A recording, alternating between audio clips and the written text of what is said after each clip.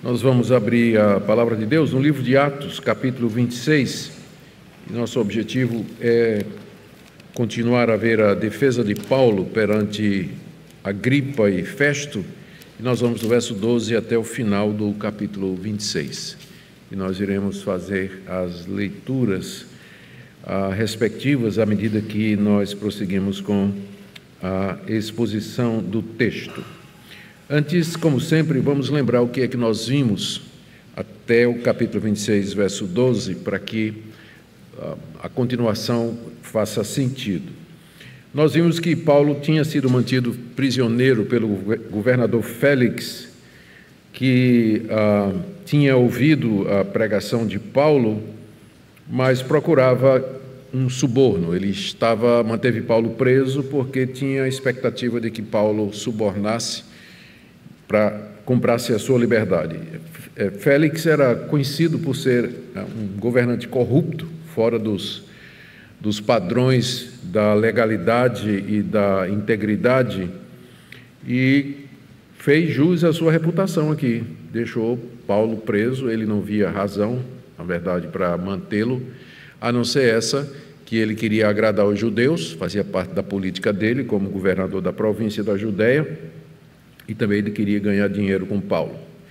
Mas aí 2 anos se passaram, Paulo não deu suborno, Paulo continuou preso, e aí Félix é substituído por Festo.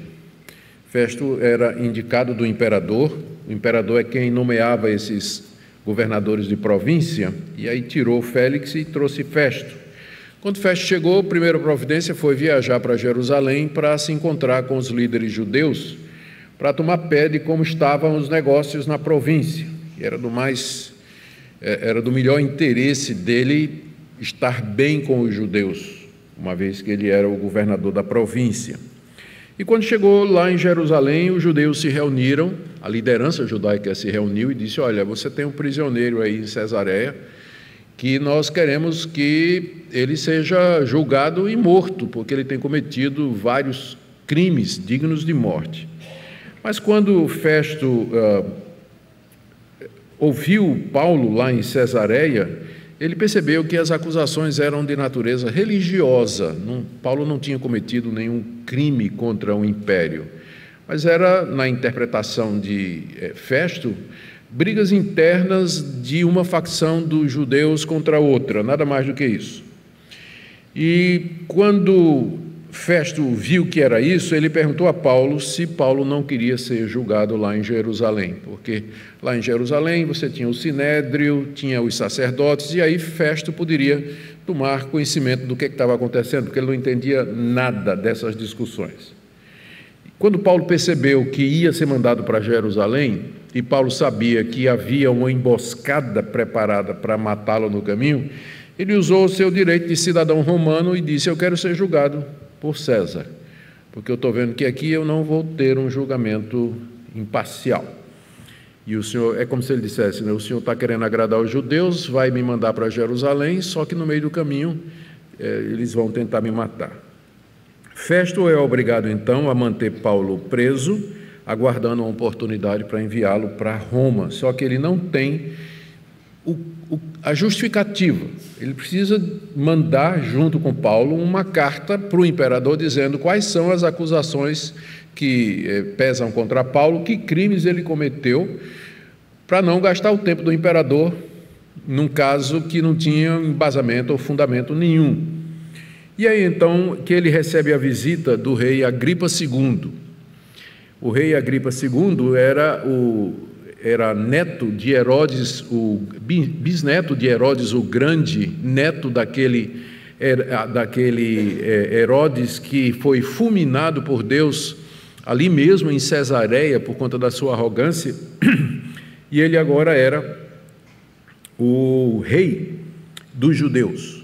Eu comentei à época, quando a gente estava nessa passagem, que desde o cativeiro babilônico, os judeus nunca mais tiveram um rei da descendência de Davi que sentasse no trono de Israel. E nós sabemos que é Jesus. Jesus está sentado no trono do universo e, portanto, ele está sentado no trono de Israel. Ele é o cumprimento de todas essas profecias.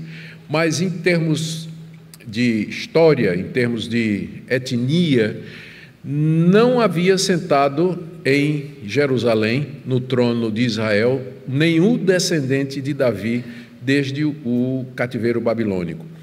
Esse rei Agripa II, na verdade, ele era meio judeu e meio idumeu. Ele não era judeu puro e nem era da linhagem de Davi.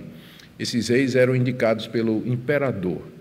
Mas Agripa II era judeu, ele tinha sangue judeu, ele tinha conhecimento dos assuntos judaicos, e ele, junto com Berenice, que ninguém sabe se era a mulher dele, se era a irmã dele, se era a esposa dele, mas que andava com ele para cima e para baixo, Agripa II com Berenice vão visitar Festo, para congratular-se por ele, porque ele assumiu a província, o governo da província.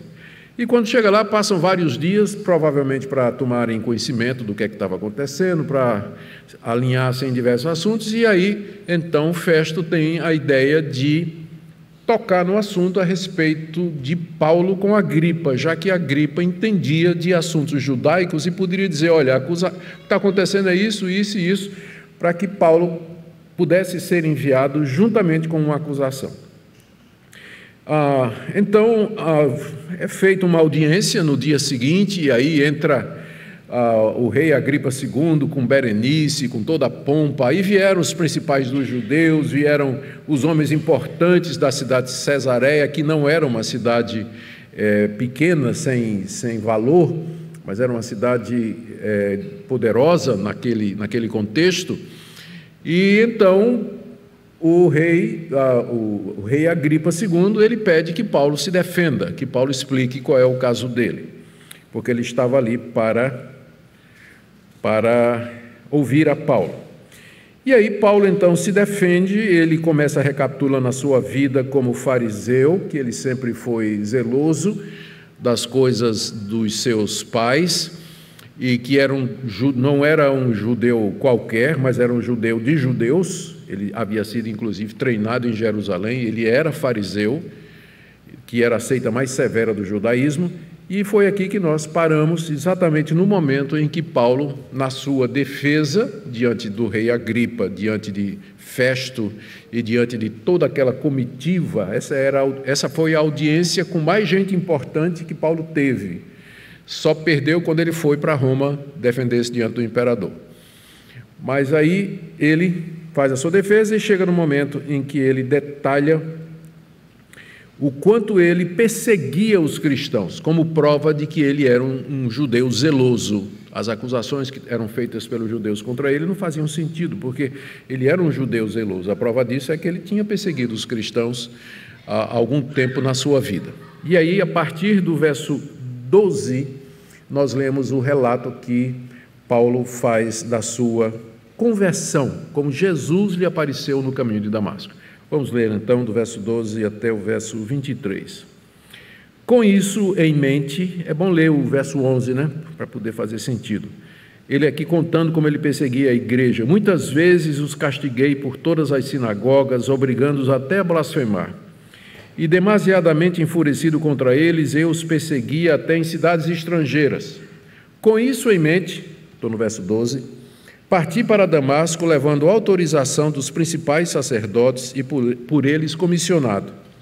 Ao meio-dia, ó rei, enquanto eu seguia pelo caminho, eu vi uma luz no céu, mais resplandecente que o sol, que brilhou ao redor de mim e dos que iam comigo.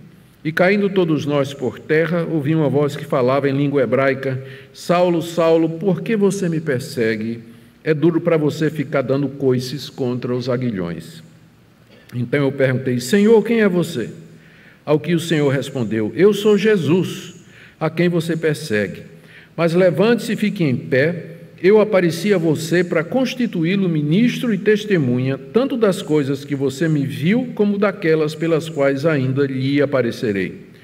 Vou livrar você do seu próprio povo e dos gentios para os quais eu o envio, para abrir os olhos deles e convertê-los das trevas para a luz, e do poder de Deus para Satanás, a fim de que eles recebam remissão de pecados e herança entre os que são santificados em mim.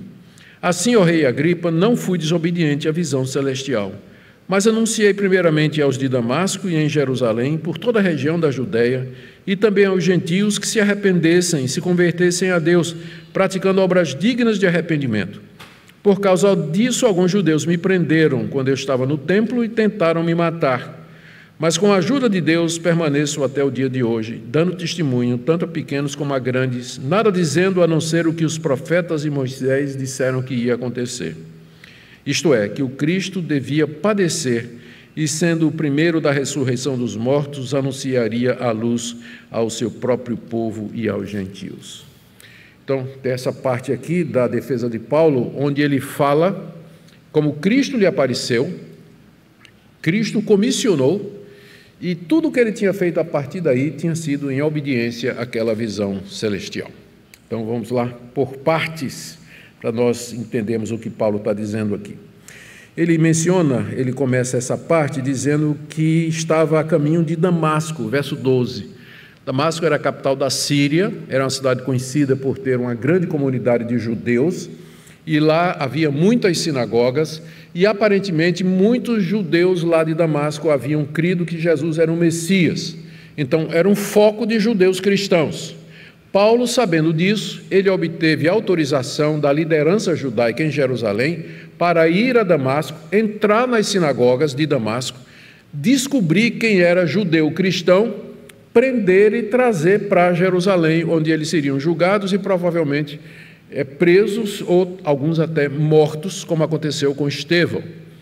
Então essa era a missão da qual Paulo estava encarregado. A gente sabe de outras passagens das cartas de Paulo, que Paulo achava que estava fazendo um favor a Deus, que ele estava fazendo a coisa certa, que Jesus era um falso profeta, que os judeus cristãos eram uma ameaça para o judaísmo puro e verdadeiro, e que era preciso fazer alguma coisa. Então, munido de uma escolta, vários soldados e com as cartas de recomendação e de autorização, Paulo envereda para Damasco, alguns dias de viagem, com o objetivo de procurar prender e trazer os judeus cristãos para Jerusalém. Aí, do verso 13 a 18, nós lemos o relato que Paulo faz da aparição de Cristo no caminho. Essa é a terceira vez no livro de Atos que essa história é contada. A primeira vez é contada pelo próprio Lucas, no capítulo 9. Depois, na primeira defesa de Paulo, em meados aí do capítulo 20 e poucos. E a última agora no capítulo 26. Por quê? Porque é extremamente importante o que aconteceu. É um divisor de águas na história do cristianismo, a conversão de Saulo de Tarso. Por isso, 3 vezes no livro de Atos, e várias vezes ele menciona isso nas suas cartas do Novo Testamento. Paulo não estava pensando em se converter, não, gente.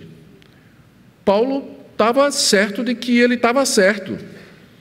E ele estava indo para Damasco para matar os cristãos. Ele achava que Jesus era um falso profeta. E Jesus não respeitou o arbítrio de Paulo. Jesus devia ter respeitado, não é, o livre-arbítrio de Paulo, mas não fez nada disso. Simplesmente abriu os céus, rasgou e desceu numa luz mais brilhante do que o sol. Mais brilhante do que o sol. Derrubou Saulo. Ele diz aqui, quando fala da glória de Cristo, que a luz que lhe apareceu era mais brilhante do que o sol ao meio-dia. E a luz brilhou ao redor de todos.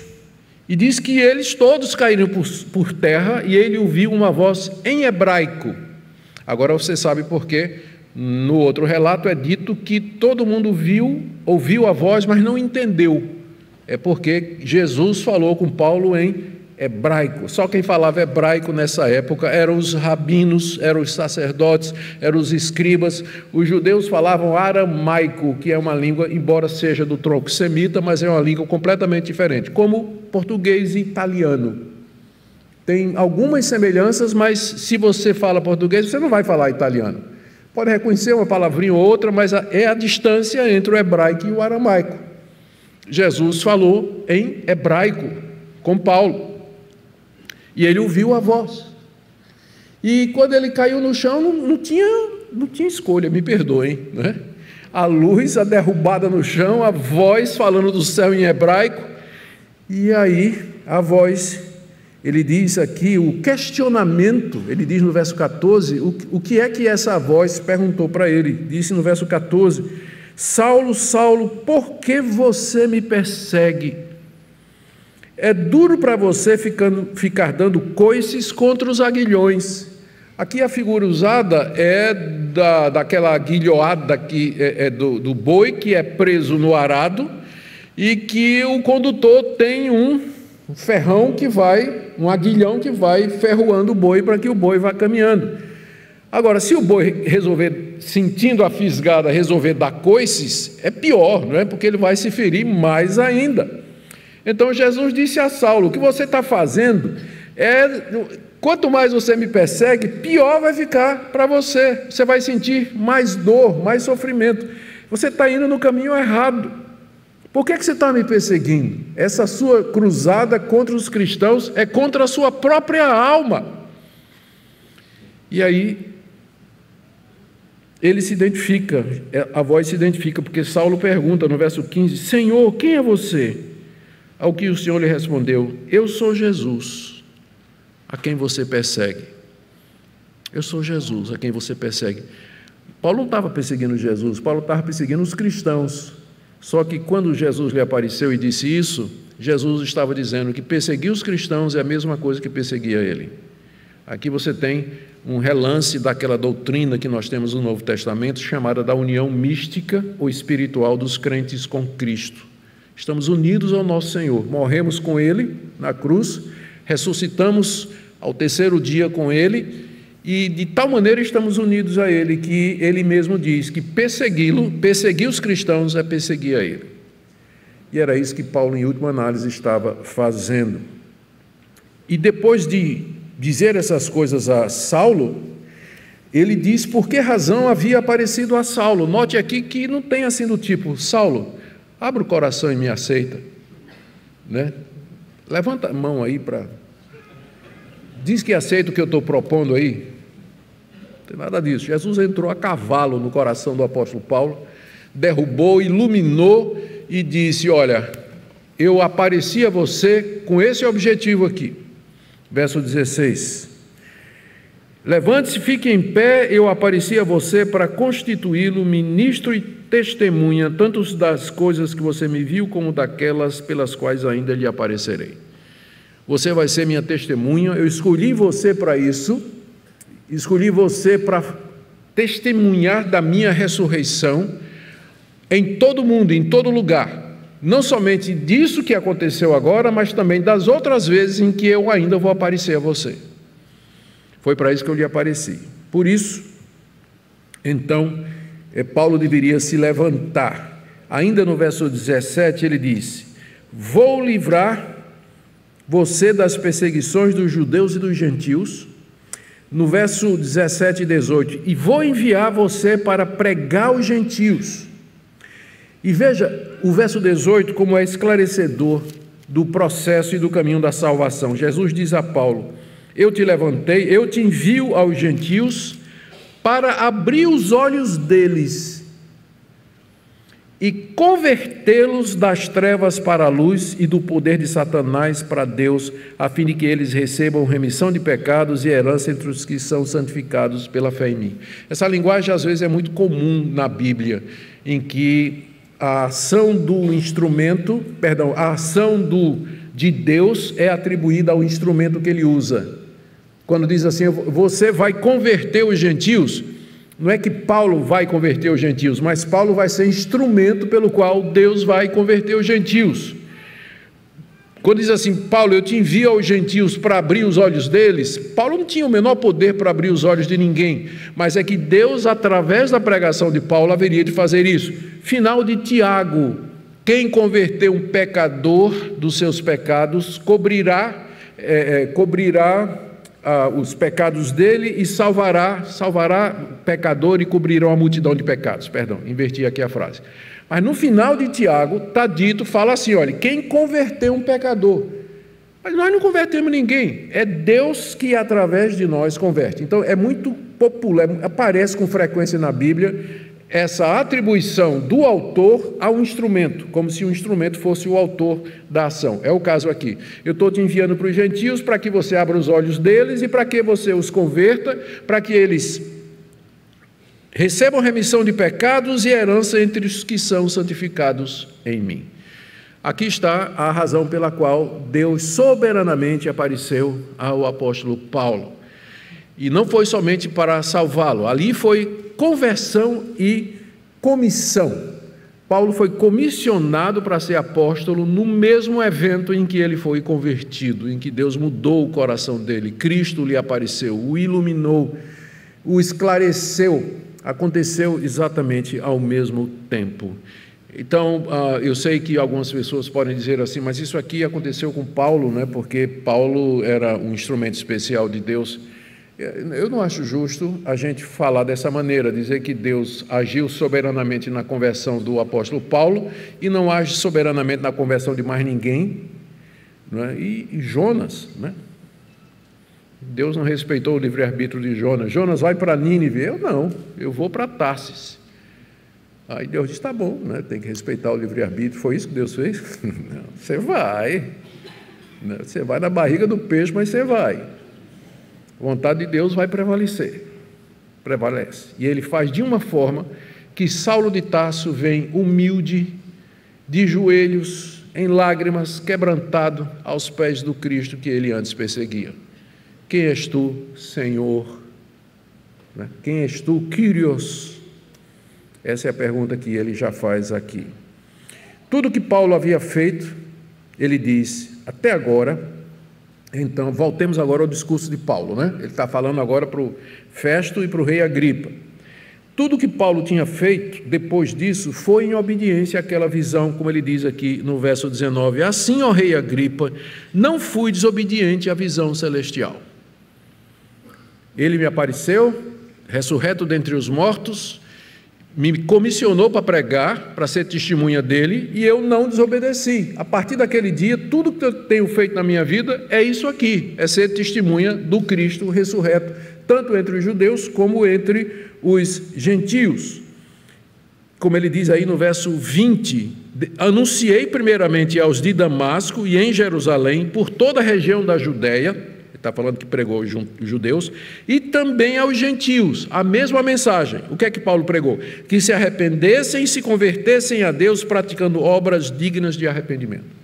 Tanto para judeu como para gentio a mensagem era a mesma. Cristo é o Messias, Ele é o Salvador do mundo, e para que você seja salvo e perdoado, você tem que se arrepender dos seus pecados e crer nele. Tanto judeus como gentios, não há distinção, porque todos pecaram, carecem da glória de Deus. É isso que eu fiz, diz o apóstolo Paulo ali naquela audiência. E foi essa a causa pela qual ele havia sido inicialmente preso pelos judeus em Jerusalém. Ele diz isso no verso 21. Por causa disso, alguns judeus me prenderam quando eu estava no templo e tentaram me matar. Eles tentaram, de fato, matar Paulo, porque Paulo era acusado de pregar o evangelho aos gentios. Gente, hoje em dia, não temos uma base para entender o peso disso aqui naquela época. Os judeus, porque eram descendência de Abraão, o povo escolhido de Deus, eles odiavam os gentios. Eles achavam que os gentios eram o combustível do fogo do inferno. O judeu ortodoxo orava a Deus agradecendo que ele não nasceu gentio, porque quando eles iam para o mercado, quando eles voltavam para casa, eles tinham abluções e lavagens que eles faziam para poder se livrar da imundícia dos gentios. Eles não podiam nem tocar, nem conversar com um gentio, entrar na casa de um gentio, nem pensar. E agora, quando Paulo aparece dizendo que o Messias judaico, o Salvador de Israel, ele é não somente Salvador dos judeus, dos hebreus, mas ele é também Salvador dos gentios, você pode imaginar a reação do judeu ortodoxo, especialmente dos fariseus. acusando Paulo de blasfêmia, de ser um traidor da nação de Israel, de ser contra os costumes que Moisés estabeleceu, especialmente a circuncisão, e daí toda a perseguição contra o apóstolo Paulo, que tinha acontecido durante as suas 3 viagens missionárias, como ele está relatando aqui. Ele diz que foi preso quando ele veio para Jerusalém, no final da sua 3ª viagem, exatamente porque ele havia pregado aos gentios, e os judeus tentaram matá-lo e só não conseguiram, a gente já viu, por conta da interferência de um romano, que foi o centurião Cláudio Lísias. Agora, Paulo diz ainda que, apesar de toda a perseguição dos judeus, ele continuava firme em obediência ao mandato que tinha recebido do Cristo ressurreto. Verso 22 a 23, ele diz: com a ajuda de Deus permaneço até o dia de hoje, dando testemunho tanto a pequenos como a grandes. E ele acrescenta que tudo que ele pregava estava de acordo com as profecias. Por que isso é importante? Porque o rei Agripa conhecia as profecias. Festo não, Festo era um romano, ele não tinha a menor ideia. Mas Agripa conhecia as profecias, conhecia o Antigo Testamento. Paulo diz: olha, tudo que eu prego está de acordo com as profecias dos antigos profetas de Israel, Isaías, Jeremias, Ezequiel. Eu estou dizendo só o que eles haviam predito que haveria de acontecer. Ou seja, verso 23, que o Cristo devia padecer. Agora preste atenção, porque é a partir daqui que uma coisa importante vai acontecer. Ele diz, isso é, ele vai dizer o que é que os profetas diziam, né? Que o Cristo devia padecer. Então essa é a primeira coisa que Paulo diz, que os profetas disseram, que o Cristo tinha que padecer. Isso os judeus não viram. Eles liam o Antigo Testamento, mas eles não perceberam que o Messias tinha de padecer. Eles pensavam que o Messias viria à frente de um exército glorioso, libertar Israel, colocar Israel como a nação mais importante do mundo, viria em triunfo e glória. Eles não perceberam que o Messias tinha de vir primeiro para sofrer pelo seu povo. A primeira vinda do Messias seria em sofrimento, em humilhação. Então Paulo está dizendo, o que eu prego está de acordo com aquilo que os profetas diziam. Paulo, onde é que você viu isso no Antigo Testamento? Isaías 53, ele foi traspassado pelos nossos pecados, moído pelas nossas transgressões, as feridas dele, pelas suas feridas fomos sarados. Está lá a descrição do Messias pendurado numa cruz, está em Isaías 53. E outras passagens, está nos sacrifícios. Por que vocês acham que Deus mandou sacrificar animais no Antigo Testamento? O sangue de boi salva? Sangue de ovelha salva? Claro que não. Mas eram tipos, eram figuras do sofrimento do Messias, do derramamento do sangue precioso dele, que sim, perdoa pecados. Então estava tudo lá, tudo que eu fiz está de acordo com os profetas, diz o apóstolo Paulo, que o Messias devia padecer. E sendo o primeiro da ressurreição, ou seja, que os profetas também disseram que ele ia ressuscitar. E você encontra textos no Antigo Testamento que falam não só da ressurreição dos mortos, mas do servo do Senhor, em glória, majestade e poder, o Cristo como o primeiro da ressurreição. E terceira coisa que os profetas disseram, que ele anunciaria a luz ao seu próprio povo, Israel, e aos gentios, ou seja, os profetas profetizaram a morte de Cristo, a ressurreição de Cristo, o anúncio de perdão de pecados a Israel e a inclusão dos gentios no povo de Deus. Várias passagens do Antigo Testamento falam sobre isso. Por exemplo, Oséias diz assim, ainda que Israel seja numeroso como a areia na praia do mar, todavia o remanescente é que vai ser salvo. Paulo pega essa passagem e cita em Romanos 10 como prova de que os gentios seriam incluídos no povo de Deus. Citando Oséias, citando Isaías, final do capítulo 10 de Romanos. Então Paulo diz, tudo isso está de acordo, inclusive a pregação aos gentios. Quando ele chegou aí, Agripa deu um pinote. Mesma coisa quando Paulo, lembra da defesa de Paulo lá em Jerusalém?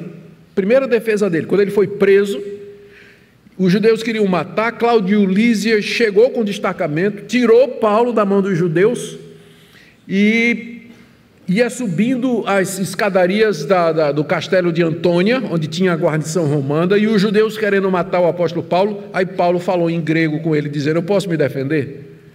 Aí Cláudio Lísias disse: você fala grego? Falo, eu sou cidadão romano. Aí os caras já: posso falar com a multidão? Aí pode. Aí Paulo começou a falar em hebraico, em aramaico para a multidão, e começou a dizer que ele era judeu, era da tribo de Benjamim, que ele tinha sido treinado ali em Jerusalém, e que Cristo lhe apareceu, que Cristo mandou que ele pregasse, e por isso que ele tinha pregado aos gentios. Quando ele disse isso, o que a multidão começou a fazer? Quebrou o pau. A multidão começou a rasgar as roupas, jogar a terra para cima: mata, mata, não convém que esse homem viva. Mesma coisa aqui. Agripa, que era judeu, não é? Era raciado, né, com o judaísmo, ele estava escutando Paulo e todo mundo tranquilo até aquele momento. Mas quando Paulo diz que Cristo mandou que ele pregasse aos gentios, aí ele se levanta. E lemos aqui a reação dele do verso 24 em diante. Como nas vezes anteriores, Paulo é interrompido exatamente no ponto em que fala de levar o evangelho aos gentios. Começa com Festo. Aí foi a reação, né? Festo se levanta gritando que Paulo tinha ficado doido de tanto estudar. Vamos ler aqui do verso 26 ao verso 24 em diante. Quando Paulo estava dizendo essas coisas em sua defesa, Festo o interrompeu, dizendo: você está louco, Paulo? Ficou louco de tanto estudar? Bem que tem alguns irmãos que dizem que a letra mata, né?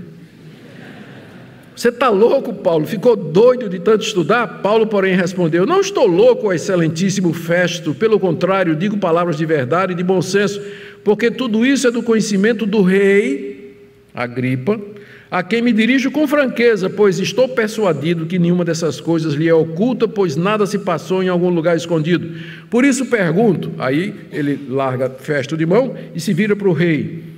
Por isso pergunto, rei Agripa: o senhor acredita nos profetas? Eu sei que o senhor acredita. Então Agripa se dirigiu a Paulo e disse: por pouco você me convence a me tornar cristão. Ou numa tradução melhor: você acha que com tão pouco me convence a me tornar cristão? Eu vou chegar lá sobre essa tradução. Ou seja, debochando do apóstolo Paulo. Aí Paulo respondeu: eu peço a Deus que faça com que por pouco ou por muito, não apenas o Senhor, ó Rei, mas todos os que hoje me ouvem, venham a ser tal como eu, mas sem essas correntes.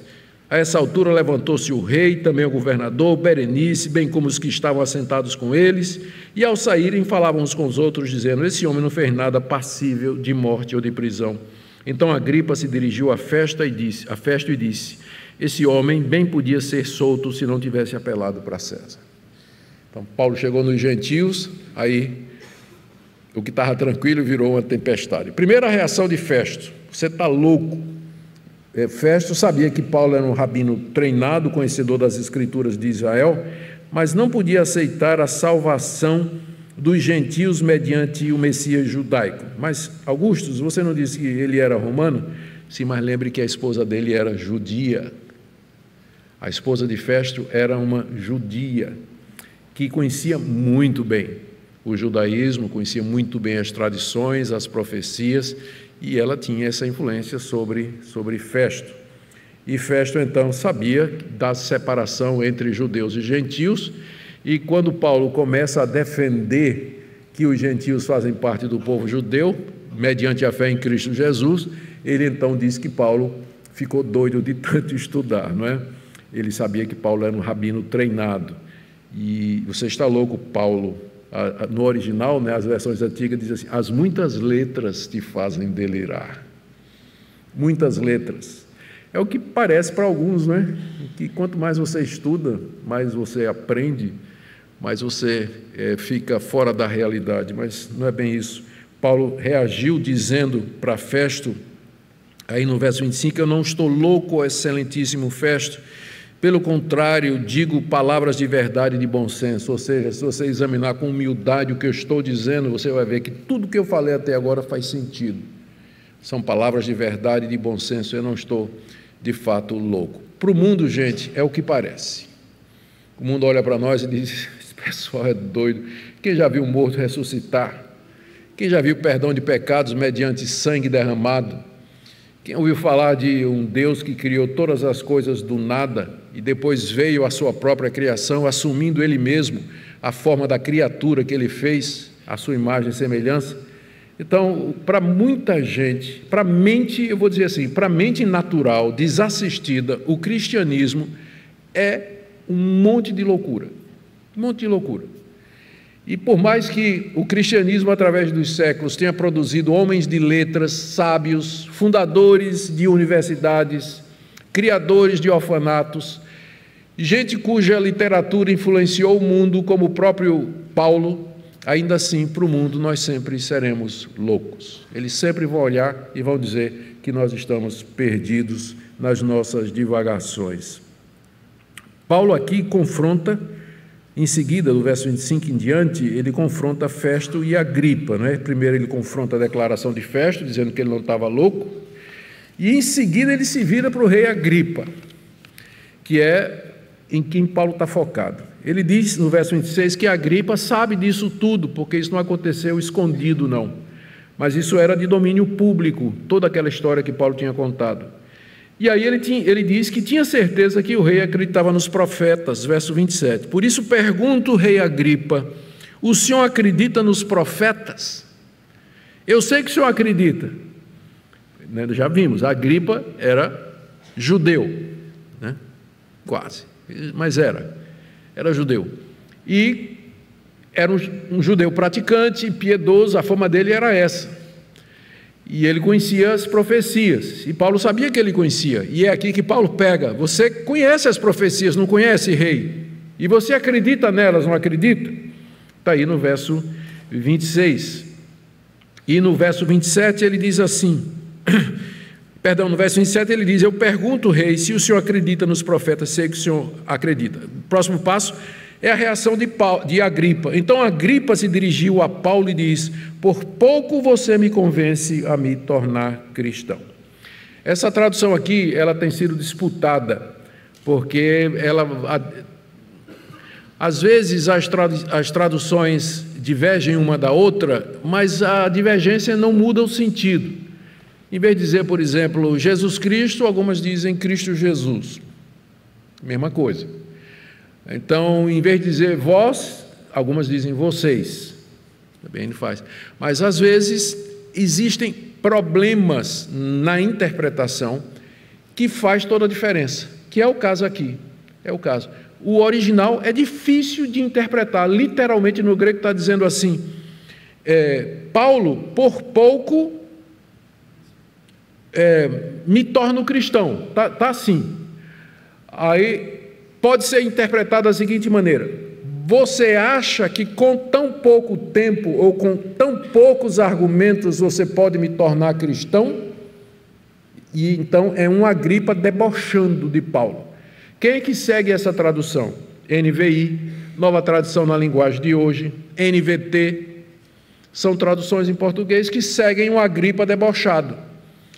E o Agripa quase convertido, né, da ARA, NAA, e por incrível que pareça a mensagem, né, já é um Agripa quase convertido, né? Ele diz assim: por pouco, faltou um pouquinho para você me convencer a me tornar cristão. Então, qual dos dois Agripas? O Agripa quase convertido ou o Agripa debochado? Pode ser tanto um quanto o outro. Ninguém tem certeza do que é que realmente o rei Agripa queria dizer aqui, por conta da maneira como o grego foi escrito. Então, eu acho, minha preferência é o Agripa debochado. Eu acho que o que aconteceu foi isso mesmo. O rei disse: você acha que com tão pouco tempo, né, de conversa, ou então com tão poucos argumentos, você me convence a me tornar cristão? Isso justifica a resposta de Paulo, quando ele diz em seguida, olha, peço a Deus, no verso 29, que faça com que por pouco ou por muito, não apenas o Senhor, ó Rei, mas todos os que hoje me ouvem venham a ser como eu, mas sem estas correntes. Eu acho que esse versículo ele fica melhor explicado se você pegar Agripa como uma Agripa debochado. Isso explica a reação de Paulo. Paulo diz, não, Agripa. Agripa disse assim, você acha que com tão pouco você me convence? Aí Paulo disse, que seja por pouco ou por muito. Eu queria que vocês fossem como eu, crentes em Jesus, com exceção dessas cadeias, dessas correntes que eu estou aqui. Eu sugiro para vocês essa interpretação que é seguida pela NVI, NVT e a Nova Tradução na Linguagem de hoje, que é uma paráfrase, mas que de vez em quando acerta. E acertou aqui nesse momento, né? Eu acho que essa é a tradução correta. E aí todo mundo se levanta. O rei revoltado, né? Dizendo para Paulo, meio que fechou o diálogo, né? Paulo, não adianta, você não vai me convencer. Aí ele se levanta, Berenice se levanta, todo mundo da corte se levanta.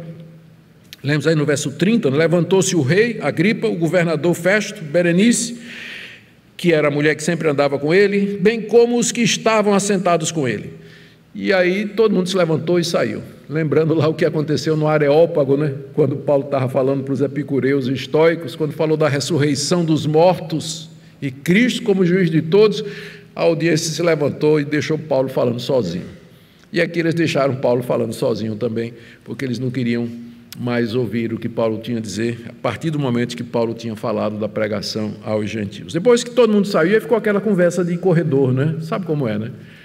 Todo mundo saiu, tá, mas aí fica o pessoal cochichando, e aí todo mundo dizendo, rapaz, ele não fez nada, a gente não concorda, né? Eu não acredito em nada disso do que ele falou, mas isso aí não é crime de morte, isso aí não é crime que mereça a morte, isso é uma opinião religiosa, é uma discussão dos judeus, se os gentios também podem, não podem, nada disso coloca Paulo como sendo prisioneiro de pena capital. E aí o rei Agripa, ele diz para Festo, ele vira para Festo e diz, verso 32, esse homem bem que podia ser solto se não tivesse apelado para César. Agripa, ele entendeu, ele percebeu que Paulo estava preso, era por coisa política do governador anterior, que em vez de libertá-lo, deixou ele na prisão, porque estava esperando receber alguma coisa, e ele disse para Festo, olha, esse homem não precisava estar preso, ele poderia ser solto, mas ele agora apelou para César e vai ter que ir para César. Só que Paulo sabia porque é que apelou para César, né? Porque ou ele fazia isso, ou ele seria morto no caminho de Jerusalém. Gente, o que é que nós podemos tirar aqui? São tantas lições práticas para nós. A primeira delas, lembrem quando vocês lerem o livro de Atos, que uma das razões que o livro de Atos foi escrito foi em defesa do cristianismo em geral e de o apóstolo Paulo em particular, para mostrar que as próprias autoridades, como o rei Agripa II, Félix, Festo, Pôncio Pilatos, lembrando que o autor de Atos também é o autor do Evangelho de Lucas, não é? É o mesmo autor, e lá ele mostra como Cristo foi inocentado por Pôncio Pilatos.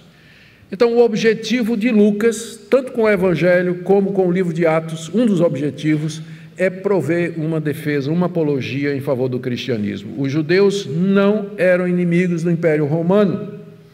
Os judeus não eram maus cidadãos. O problema é que, os cristãos, onde eu falei judeu, li cristão. Os cristãos não são maus cidadãos, eles não são inimigos do Império Romano. Eles são perseguidos pelos judeus por questão religiosa, porque os judeus não creem que Jesus é o Messias. Essa é a razão, mas eles nunca cometeram crime digno de morte pelo Império Romano. O Império Romano só vai perseguir os cristãos depois que Nero declara que eles foram os responsáveis pelo incêndio de Roma, e isso em meados da década de 60, ou seja, ainda mais à frente do tempo que nós estamos lendo aqui.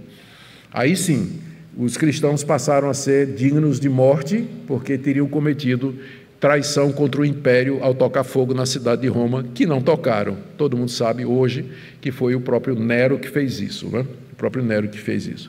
Então, quando você ler o livro de Atos, lembre que é um livro de apologia em favor do cristianismo, escrito no primeiro século, provavelmente o primeiro livro dessa natureza, numa série de muitos outros que iriam aparecer. Segunda coisa que você pode aprender aqui dessa passagem é o seguinte: se Deus não tocar no coração, iluminar o entendimento, as pessoas jamais entenderão o Evangelho e muito menos aceitarão a sua mensagem, como Festo e Agripa. Percebem a diferença no tratamento de Deus, primeiro com Saulo de Tarso e depois com Festo e o rei Agripa? Tem uma diferença de tratamento? Tem, claro. Deus apareceu ao apóstolo Paulo, mas não apareceu a Festo nem a Agripa. Jesus falou com o apóstolo Paulo, mas não falou com Agripa e nem com Festo. Jesus disse a Paulo: eu te levantei para que tu sejas a minha testemunha em todo o mundo. Nada disso aconteceu com Festo e com Agripa. O que eu estou querendo dizer é que, se Deus não fizer com alguém o que ele fez com Paulo, nós seremos como Festo e como Agripa. O cristianismo vai parecer loucura. Vamos pensar que estudar demais a Bíblia produz, é uma fábrica de loucos, que a igreja é uma fábrica de doido, não é? É bem verdade que tem muito doido nos sanatórios que eram evangélicos, não é? Mas não é por causa do evangelho, é por causa de um falso evangelho. Porque o verdadeiro evangelho cura, ele não deixa ninguém doido, né? Mas o falso evangelho deixa o cara pinel mesmo, né? Porque cria uma expectativa ou oprime a pessoa de tal maneira que a pessoa acaba ficando doido mesmo. Então, sim, mas o verdadeiro evangelho não, liberta. O verdadeiro evangelho liberta as pessoas da culpa, da angústia, do medo, do futuro, de todas estas coisas. A pessoa experimenta uma liberdade que ela nunca antes havia experimentado. Festo e Agripa ouviram o evangelho da boca do maior pregador da história do cristianismo, que é o apóstolo Paulo, e não se tocaram, debocharam, endureceram o coração, chamaram de doido. Mas quando Deus age no coração, porque isso era o que Saulo de Tarso também pensava, mas na hora que Deus lhe apareceu no caminho de Damasco, a vida dele mudou. Por que é que eu estou dizendo isso? Para que você saiba de que ninguém pode se converter se não for pela ação do Espírito Santo na sua vida, e para que isso dê a você esperança e ânimo. Não desista de ninguém, não desista do seu filho, da sua filha, do seu marido, da sua esposa, porque o que Deus fez com Saulo de Tarso, Ele pode fazer com qualquer pessoa. Se Ele quiser fazer, Ele faz. Então, ore, peça a Deus, clame a Deus, pelo seu filho, pelo seu esposo, pela sua esposa, pelo seu vizinho, pelo seu pai, pela sua mãe. Não desista, porque Deus pode abrir o coração das pessoas, como fez com Saulo de Tarso.